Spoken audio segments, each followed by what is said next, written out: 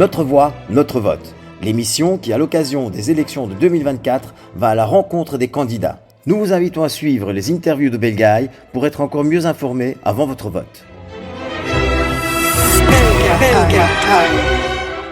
Bonjour à toutes et bonjour à tous. Aujourd'hui, nous avons le plaisir d'accueillir Gaëlle et Bertrand à notre 3e épisode Notre voix, notre vote. Bienvenue Gaëlle. Merci, bonjour. Bonjour, tu es donc la 11e effective sur la liste MR à Liège. Oui, sur le fédéral. Et je pense que tu es l'une des plus jeunes futures élues, je te le souhaite en tout Merci. cas, au sein du MR. Oui, je pense être l'une des plus jeunes, effectivement. Et l'une des plus jolies.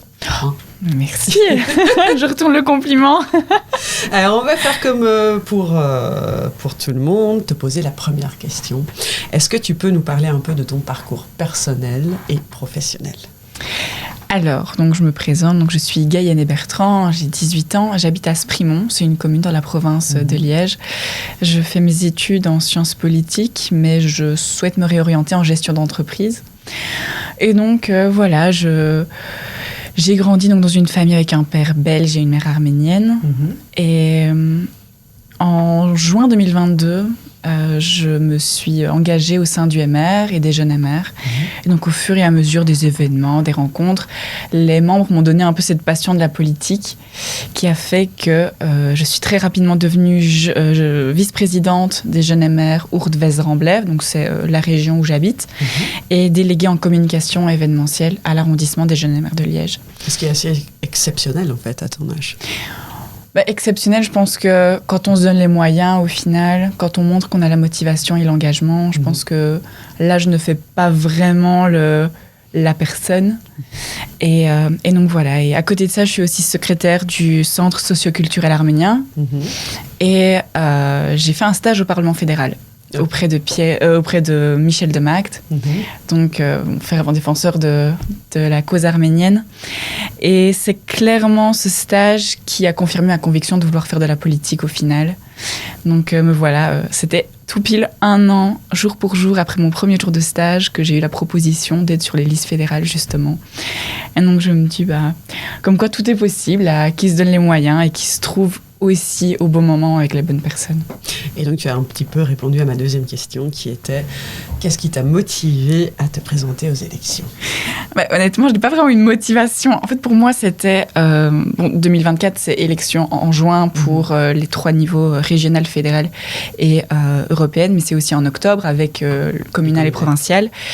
Moi, je ne visais que les communales au début. Je me suis dit j'ai 18 ans, il ne faut pas que j'aille plus loin dans tous les cas. Donc c'était vraiment communal, mon objectif.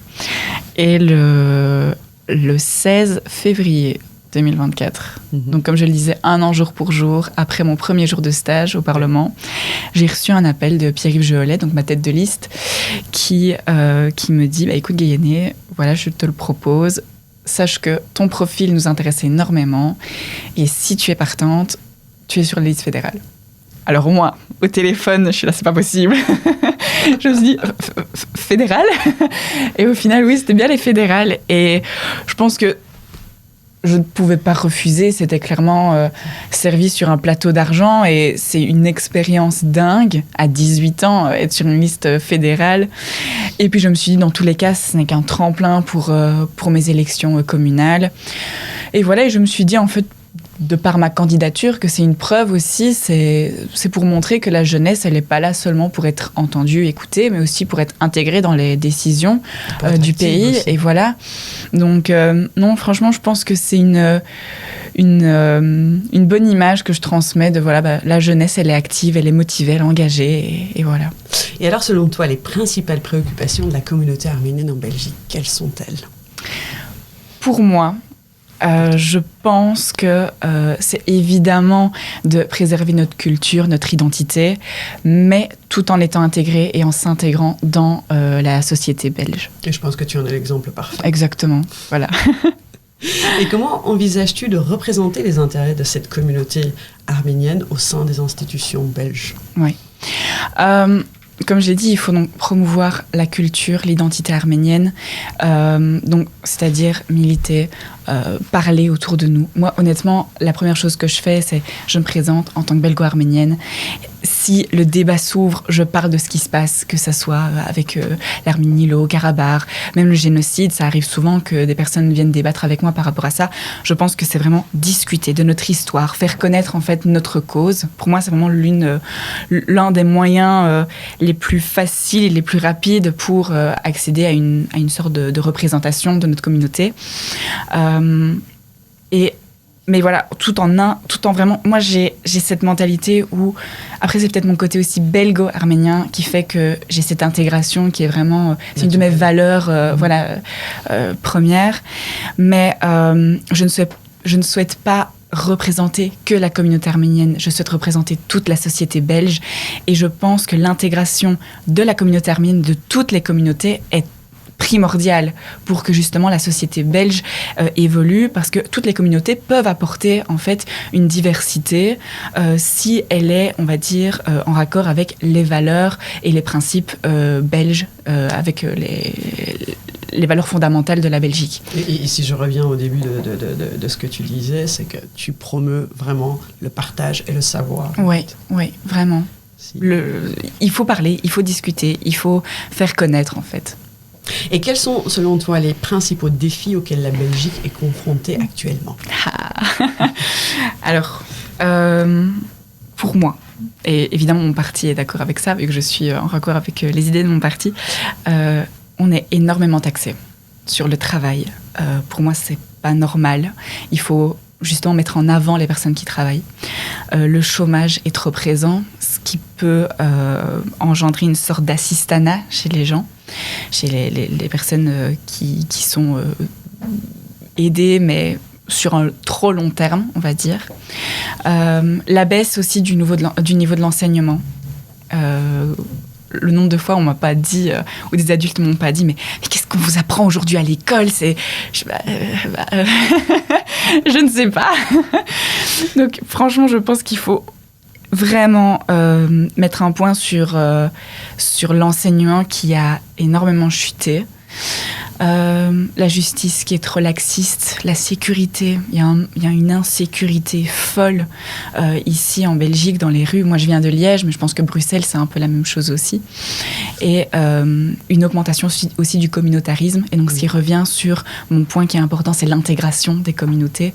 Pas l'assimilation. Je ne parle pas forcément d'assimilation. Assimilation, c'est encore un autre niveau, mais vraiment une intégration. Donc, je pense que c'est vraiment les défis qui sont présents. Quelles mesures tu proposes pour résoudre ces défis, ou en tout cas quelles mesures Oui, le MR propose, oui. Et toi personnellement, c'est toi qui nous intéresse. Oui, bien sûr, mais bon, voilà, moi honnêtement, si je suis MR, c'est parce que je valide les idées du MR. Donc, par rapport aux taxes, forcément, c'est augmenter le pouvoir d'achat, diminuer les taxes pour les personnes qui travaillent. Pour ce qui est du chômage, c'est limiter le chômage à 2 ans, avec une différence de 500 € entre les personnes qui travaillent et ne travaillent pas, qui sont donc sur le chômage, pour éviter que les personnes, justement, restent dans cet assistanat. Mon grand frère est indépendant. Il a déjà eu des personnes qui ont dit « je suis désolée, je vais partir ». Il a des restaurants. Il y a plusieurs personnes qui ont dit « je suis désolée, mais je vais devoir quitter le restaurant parce que je vais aller sur le chômage. Je vais peut-être gagner 100, 200 € de moins, mais au moins ce sera en ne faisant rien ». Et donc pour moi, c'est pas normal. Il faut vraiment mettre en avant le travail. C'est une sorte de méritocratie au final. Moi, je fonctionne vraiment sur ce système où tu travailles, tu mérites ton salaire. Il y a encore une différence entre les personnes qui, parce que ça on me l'a souvent sorti, « Oh mais Gaëné, mais donc si une personne ne veut pas travailler, tu vas le laisser crever dans la rue ?» Mais non. Il y a une différence entre une personne qui ne peut pas travailler et une personne qui ne veut pas travailler. Une personne qui ne peut pas travailler, heureusement qu'on est là pour ça, que les taxes sont là pour aider les personnes qui en ont besoin. Mais les personnes qui ne veulent pas travailler, voilà, on a eu toutes les deux une mauvaise nuit, pourtant on est là et on travaille parce qu'on n'a pas le choix. Et on va encore continuer. Et voilà, exactement, ça ne s'arrête pas, la journée vient de commencer. Et c'est comme ça, si on veut que notre société, elle tourne, on n'a pas le choix. Donc voilà, donc ça c'est pour le chômage. Mais par exemple, pour l'éducation, je pense qu'il faut vraiment mettre plus de... Il faut revenir en fait à une école où il y a du respect, où on apprend les vraies choses. Le MR prône du coup l'école obligatoire à partir de 3 ans, de 3 ans à 18 ans, pour justement, dès le plus jeune âge, habituer les jeunes à avoir ce contact avec les personnes, à être dans ce système scolaire, mais aussi en 3e primaire, avoir un petit examen où on essaye de voir si les jeunes, les étudiants savent lire, compter et écrire. Parce que beaucoup, après la 3e primaire, ne savent toujours pas faire ça ou pas totalement. Et donc, on les laisse passer et on arrive en 6e primaire et puis on arrive en secondaire. Et c'est à ce moment-là qu'on commence à vraiment remarquer les lacunes. Sauf que c'est, entre guillemets, un peu trop tard. Donc, pour moi, il faut voir quand il y a des lacunes, et les lacunes, c'est pas grave, c'est pas un échec, tant qu'on s'en rend compte. Là, tu touches mon point faible. D'accord. C'est maman. Est-ce que tu ne penses pas que c'est plutôt un problème d'éducation du corps professoral ? C'est-à-dire que moi, il faut former. J'avais des vrais professeurs. Bien sûr. Ce que je vois maintenant, qui sont des gens qui sont passés par des formations. Et qui n'ont en fait déjà aucune culture, qui ne savent pas compter, Totalement. qui ne savent pas lire eux-mêmes, donc ils ne peuvent pas apprendre à ni lire écrire sans faute d'orthographe. Exactement, à nos enfants. Oui. Moi, je vois ce que mes enfants reçoivent comme documents. Mon fils corrige les fautes d'orthographe qu'il y a sur les documents officiels qu'il reçoit de l'école. Bien sûr. C'est pas logique. Ah non, mais ça, je suis totalement d'accord. Il faut valoriser déjà la formation des enseignants. Parce que si les enseignants n'ont pas une bonne formation, comment former des enfants ? C'est pas possible.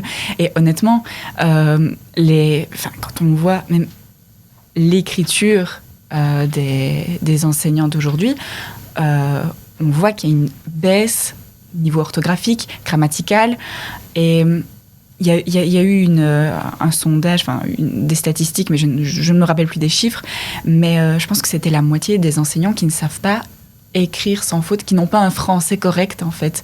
Mais comment est-ce qu'on peut autoriser des enseignants qui n'ont pas un français correct à enseigner à des enfants qui apprennent justement cette langue ? Donc ça, je suis totalement d'accord. Il faut valoriser et former correctement les enseignants pour une meilleure éducation pour les élèves. Ça, c'est certain. Et peut-être motiver aussi la jeunesse à vouloir devenir professeur. Bien sûr. Que ce soit au niveau du gain pécuniaire, que ce soit au niveau de la sécurité, en fait, au sein des écoles aussi. Donc, ça, c'est... Non, mais je suis totalement d'accord. Mais en tout cas, moi, dans mon entourage, j'ai beaucoup d'amis qui se réorientent justement vers l'enseignement, des études pour devenir prof. Et bon, c'est mes amis, donc je sais comment ils sont. Et je me dis, c'est pas mal. Alors, on continue. Comment est-ce que tu comptes promouvoir la diversité et l'inclusion au sein de la société belge ? Mais ça revient en fait à cette intégration que je dis depuis le début. Pour moi, il faut mettre en avant l'intégration des personnes qui viennent ici en Belgique. Il faut aussi qu'il y ait une volonté d'apprendre. C'est-à-dire que quand on vient dans un pays, il faut forcément s'acclimater aux règles, il faut suivre les valeurs fondamentales du pays, il faut apprendre au moins une langue aussi, c'est très important. Combien de personnes viennent ici sans essayer d'apprendre la langue ? Alors, je sais que c'est pas facile, le français n'est pas du tout la langue la plus facile, mais je ne demande pas à ce que les personnes viennent ici et qui parlent parfaitement la langue de Molière, pas du tout, mais avoir des bases. Il y en a beaucoup qui, après des dizaines et des dizaines d'années, ne savent juste dire que bonjour, au revoir. Comme moi. Exactement, comme toi. Voilà.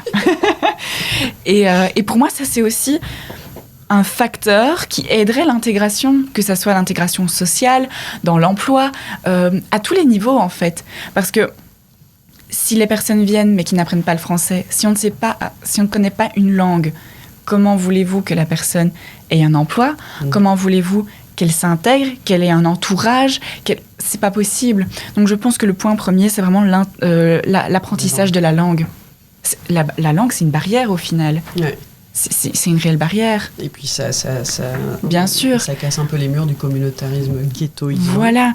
Donc franchement, c'est intégration, apprentissage de la langue, un parcours aussi, un suivi d'intégration pour voir si est-ce que la personne a vraiment appris la langue, comment est-ce qu'on peut l'aider aussi. Voilà, c'est tout un suivi qui doit être mis en place de A à Z en disant il y a telle chose à faire pour nous en tant que Belgique, on va dire, mais aussi pour vous, en tant que personne qui habite en Belgique et qui veut s'intégrer, ou du moins qu'on souhaite qu'elle veut s'intégrer. Ça, hein. Voilà.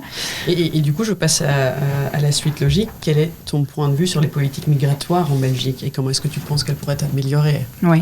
excepté bien sûr ce parcours d'intégration qui bien sûr serait... Pour moi, il faut une immigration plus régulée.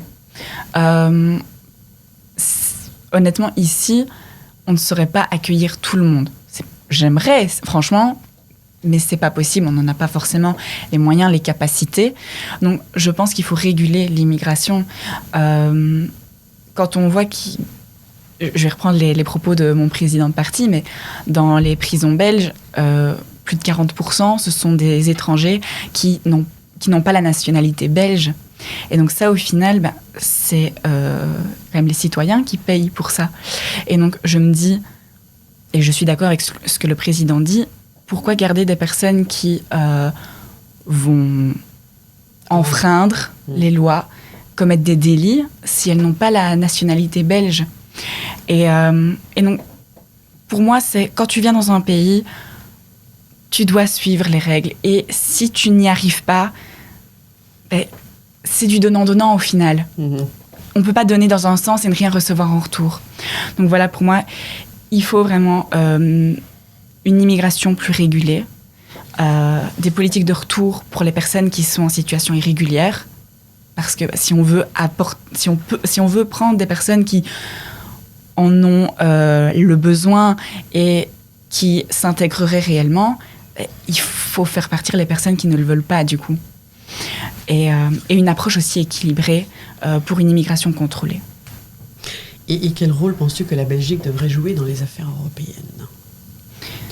Pour moi, la Belgique est dans l'Europe. Ouais. Si on veut que l'Europe se porte bien, il faut qu'on ait notre mot à dire. Donc, je pense, et je pense que le parti serait d'accord avec moi, il faut que la Belgique dise ce qu'elle pense. Il faut qu'on ait un impact, même si on n'est pas le pays peut-être le plus important, voilà. Mais il faut que la Belgique agisse, parce qu'on ne peut pas agir seul. Et si tous les pays de l'Europe agissent à leur tour, je pense que c'est ça qui fera la force d'une Europe forte et qui aiderait du coup notre Belgique sur les questions de climatiques, énergétiques, technologiques. L'Europe peut vraiment apporter à la Belgique, tout comme la Belgique peut apporter à l'Europe. Et que la Belgique pourrait avoir un peu plus de poids aussi. Bien sûr, bien sûr. Et alors on revient vers la Belgique. Belgique oblige. Comment comptez-vous collaborer avec les autres partis politiques ? Comme on l'a toujours fait. C'est-à-dire que voilà, c'est... un coup de compromis. Oui, c'est de la négociation, c'est des compromis, c'est... Voilà, on n'a pas le choix. On est un parti centre-droit, on sait qu'on va être confronté à de la gauche, donc forcément, on doit faire des compromis, tout comme la gauche devra aussi en faire. Mais une chose est sûre, c'est qu'on doit rester quand même fidèle à nos valeurs, qu'on ne doit pas baisser les bras aux premières négociations. Non, on a nos idées, on a nos valeurs. Ça va pas être si facile que ça pour la gauche de nous faire des compromis et nous dire ok, c'est pas grave, on va laisser. Non, c'est ok, on peut faire ça, mais alors vous aussi. Et c'est la politique, hein. C'est de la politique au final, c'est des débats. Est-ce que c'est un petit peu ce qui nous assure aussi le respect d'un certain cordon sanitaire ? Bien sûr, et une démocratie aussi. Et si tous les partis étaient d'accord, je pense pas que ce serait une démocratie. Hein. Alors, on revient vers ton 50%, ton identité arménienne. En quoi est-ce qu'elle influe sur ton engagement politique ? Ouais, on m'a souvent posé la question, mais je pense justement que mon métissage, c'est ma force. Je dis toujours, je prends... Ça fait rire souvent les gens. Je prends ce qui est positif du côté arménien, je prends ce qui est positif du côté belge, je fais un mix des deux et il y a moi qui ressort. Et je prends pas du tout la grosse tête, hein, c'est pas du tout ça, mais j'ai toujours dit ça parce que oui, il y a des choses positives dans les deux, comme il y a des choses négatives dans les deux. Et donc, je pense que mon côté arménien me donne cette force de par ce qu'on a vécu dans notre histoire. Mon côté belge m'offre aussi une vision de la démocratie, de la liberté, de la volonté d'avoir un impact réel dans la société. Et je pense que les deux ensemble font que j'ai vraiment cette motivation et cette niaque, en fait, de vouloir faire changer les choses. Et je pense qu'en tant que personne d'origine étrangère, bien que je le sois qu'à moitié en soi, je pense profondément que chaque voix compte et peut faire la différence. Et donc, honnêtement, je suis déterminée à faire entendre la voix d'une Arménienne, d'une Belgo-Arménienne, et prouver qu'au final, l'identité ne doit pas être un obstacle à la participation politique. Pour moi, c'est vraiment...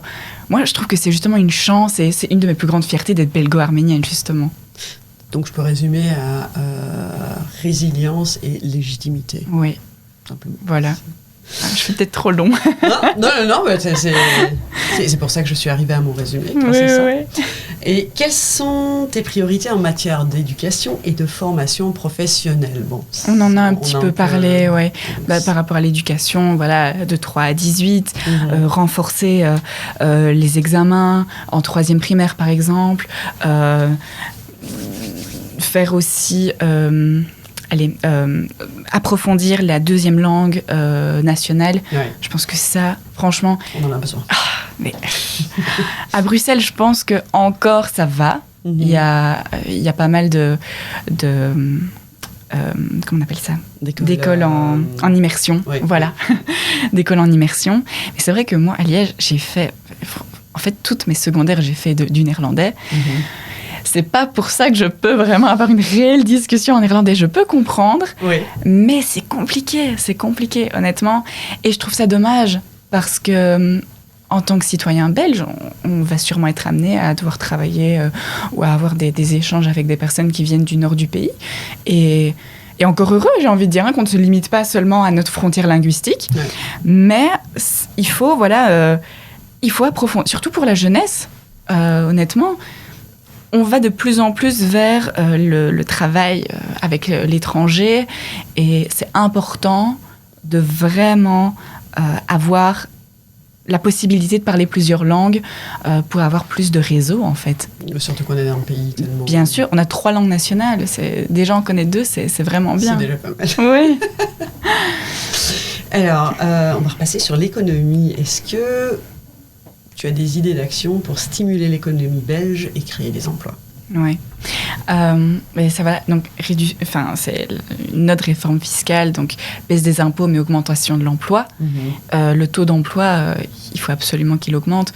En Wallonie, on est à 63, je pense, 63% d'emploi dans les personnes qui sont en capacité de travailler. Il n'y en a que 63% qui travaillent. Alors qu'en Flandre, on est à plus de 70, on est à 75, quelque chose comme ça. Je pense qu'il faut absolument augmenter le taux de l'emploi, baisser le taux de chômage et baisser les taxes pour les personnes qui travaillent, pour justement valoriser le travail. Et donc, comme je l'ai dit tantôt, la méritocratie. Tu travailles, tu mérites ton salaire. Ensuite, des primes pour les emplois en pénurie. On en a, mais je pense qu'on est à 120 métiers en pénurie aujourd'hui. On en a besoin, on a besoin de travailleurs. Donc en tout cas, pour l'emploi, on veut encourager aussi l'entrepreneuriat et mettre en les avant. Taxes sur l'entrepreneuriat, j'imagine. Oui, mais bien sûr, parce que honnêtement, les entrepreneurs... Il ne faut pas avoir la caricature du patron qui se tourne les pouces comme ça. Il y en a, bien évidemment. Mais il ne faut pas faire de caricature. Comme je l'ai dit, mon grand frère, il a 3 restaurants. Je pense que je n'ai jamais vu quelqu'un travailler autant de ma vie. Oui, et on ne s'en rend pas compte, sauf que lui, il est taxé, mais presque à 50% quand il travaille bien une journée. Sauf que derrière, il faut payer les salaires, il faut payer la marchandise, il faut payer l'électricité. Il faut tout payer au final. Et franchement, quand on voit ce qui arrive dans la poche au final, il n'y a pas grand-chose. Ouais. Et ça, je pense qu'on a vraiment la caricature des grandes multinationales où il y a vraiment une personne tout au-dessus qui guide tout. Mais c'est pas la réalité de la classe moyenne et des PME ici en Belgique. Sauf que les PME vont être touchées par justement les taxes qui sont exorbitantes parfois. Franchement, moi je suis choquée. Je saute sur la classe moyenne. Est-ce que le MR prévoit Parce que la classe moyenne est en train de chuter librement grâce aux actions du gouvernement. Est-ce que le MR prévoit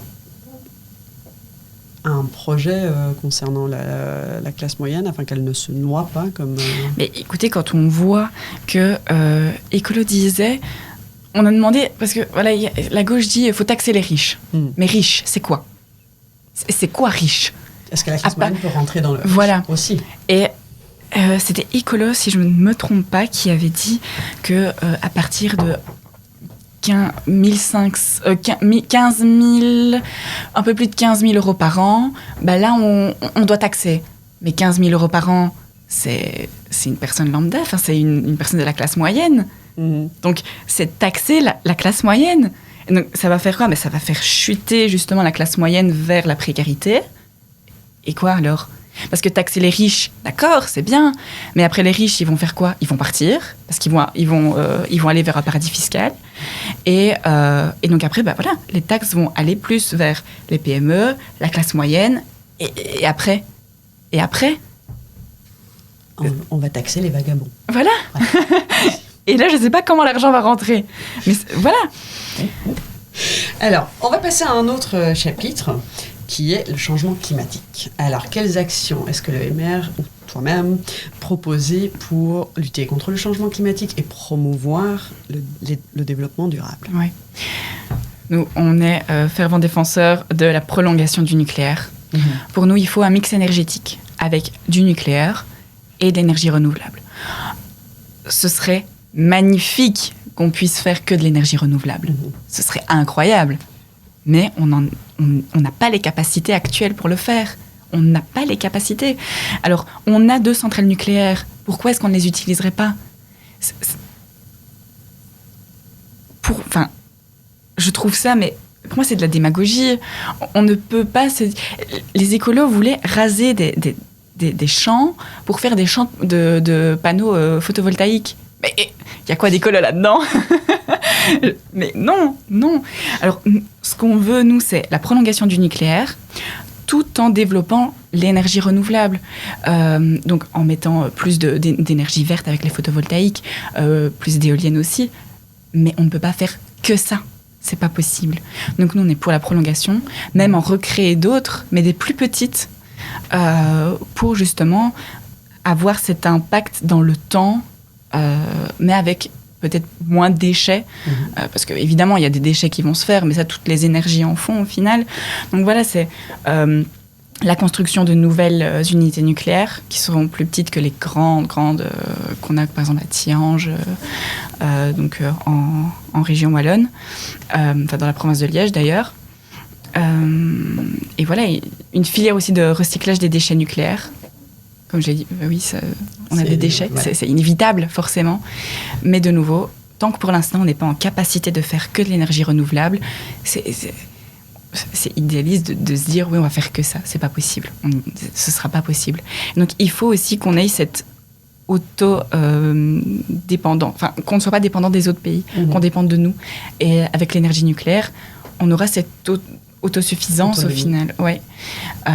Qui n'est pas le cas si on arrête. Et donc, qu'est-ce qui est le mieux entre dépendre d'autres pays? On a bien vu avec l'Ukraine ce qu'il y a eu. On a dû arrêter avec la Russie, par exemple, mais ce qui a fait que les coûts ont augmenté, ont monté en flèche. C'est mieux quoi? Qu'on dépende des autres pays ou qu'on dépende de notre propre pays? Ce qui aussi ferait une entrée d'argent, parce que d'autres pays viendraient aussi prendre de notre énergie. Et voilà, je pense que c'est un tout au final. C'est un tout. Et ma dernière question, comment comptes-tu assurer la transparence et la responsabilité dans ton mandat électif? Je pense que je ne parle jamais avec vraiment une langue de bois. Enfin, tu Tu m'as pas l'air. Non, franchement, je dis ce que je pense, je suis assez transparente, que ce soit avec les personnes que je rencontre, avec qui je parle, que ce soit sur mes réseaux. En général, quand je fais une rencontre, j'en parle sur mes réseaux sociaux, je monte, je fais une story, je fais un post. Pour moi, c'est cet échange au final, parce qu'on est censé représenter la société. Donc, il faut avoir des échanges avec la société. Il faut faire porter la voix des citoyens, mais en montrant aussi aux citoyens que on fait ces actions-là et on les fait réellement. Moi, personnellement, si je suis au MR, c'est parce que j'ai les idées du MR, je soutiens les idées du MR et je défends. Je ne vais pas, du jour au lendemain, me dire « Oh, j'ai pas ce que je veux au MR, niveau poste, par exemple, et je vais aller dans un autre parti. » J'en ai déjà entendu. Mais Mais des personnes qui viennent me trouver en disant « J'aimerais bien quitter tel parti pour aller au MR, parce qu'on donne pas assez la chance aux jeunes dans mon parti. » Ah, donc au fait, il n'y a pas de valeur. Tu ne fais pas de la politique avec tes valeurs. Moi, je suis choquée quand j'entends ce genre de propos. Je suis là, c'est pas possible. Si tu fais de la politique, c'est avec ton âme, avec ta tête, avec ton cœur. C'est parce que tu veux vraiment faire changer les choses et que c'est tes convictions. Et quand je vois que c'est pas le cas de tout le monde, je me dis, mais c'est pour ça que la politique n'est pas appréciée. C'est parce qu'on a cette image de la politique, un monde de requins, un monde où on n'est là que pour l'argent, que pour un poste. Oui, il y en a. Je vais pas dire le contraire. Il y en a beaucoup. Beaucoup. Mais heureusement, il n'y a pas que ça. Sauf que ces personnes-là, il faut les mettre en avant et il faut trouver des personnes comme ça. Et donc voilà, pour moi, c'est de la transparence et il faut juste être honnête. Il faut être honnête, c'est de l'honnêteté avec les citoyens et avec nous-mêmes aussi. Moi, personnellement, j'ai pas envie de me regarder dans la glace et de me dire t'es en train de mentir à toi-même, mais à toute la société. Ouais. Non, si tu veux bien faire les choses, il faut être honnête avec les valeurs, les convictions et aller jusqu'au bout. Merci beaucoup, Gaïané. Merci. Est-ce que tu veux rajouter quelque chose sans que je te pose des questions? Mais, franchement, je pense que j'ai fait le tour. Je dirais, pour moi, l'important, bon, évidemment, je dirais, votez pour moi le 9 juin pour tous ceux qui habitent dans la province de Liège, sur la liste numéro 2, le MR, en 12e effectif. Mais je pense que ce qui m'importe le plus, c'est que les gens votent. Que ça soit MR ou pas, c'est que les gens votent.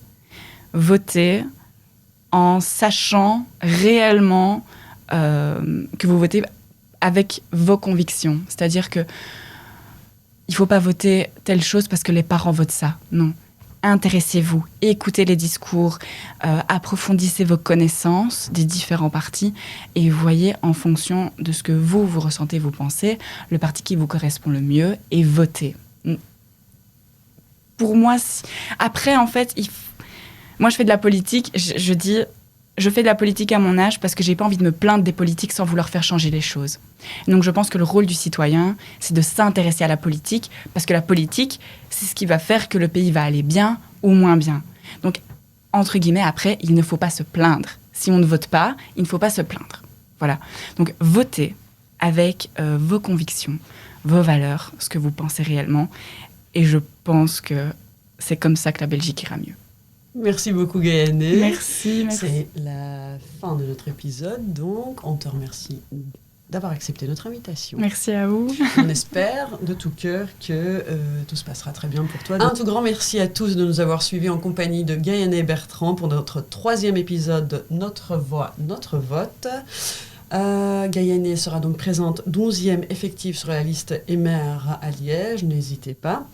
Et retrouvez l'intégralité de l'interview en podcast sur l'application Belgahaï ou sur le site web belgahaï.be. Nous avions le plaisir de vous recevoir aujourd'hui au studio du Press Club Brussels et nous espérons vous retrouver tout bientôt.